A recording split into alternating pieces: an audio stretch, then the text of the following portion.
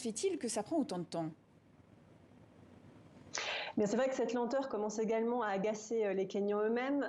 En réalité, la commission électorale ne fait que respecter le temps imparti par la Constitution. Elle a en effet 7 jours pour pouvoir donner le nom du vainqueur, soit jusqu'à mardi. Pour comprendre cette lenteur, il faut comprendre qu'il s'agit d'un processus extrêmement compliqué. Les agents de la commission électorale doivent d'abord recevoir tous les procès-verbaux de tous les bureaux de vote dans leur forme électronique, soit 46 229 procès-verbaux.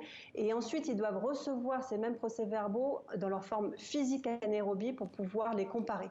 En 2017, la commission électorale n'avait pas suivi tout ce processus pour aller plus vite et cela avait entraîné l'annulation de l'élection par la Cour suprême.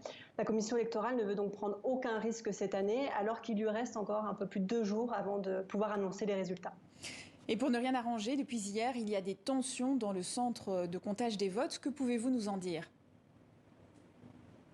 Eh bien oui, ça a d'abord commencé donc à l'intérieur de ce centre. Les agents ont été interrompus plusieurs fois dans leur travail, notamment les agents des 2 partis, des principaux candidats, William Ruto et Raila Odinga, en sont venus aux mains. L'un des agents a saisi un micro parlant de scène de crime. Et aujourd'hui, eh bien, à l'extérieur du centre, des partisans de Raila Odinga ont essayé de pénétrer à l'intérieur du centre de compte des votes.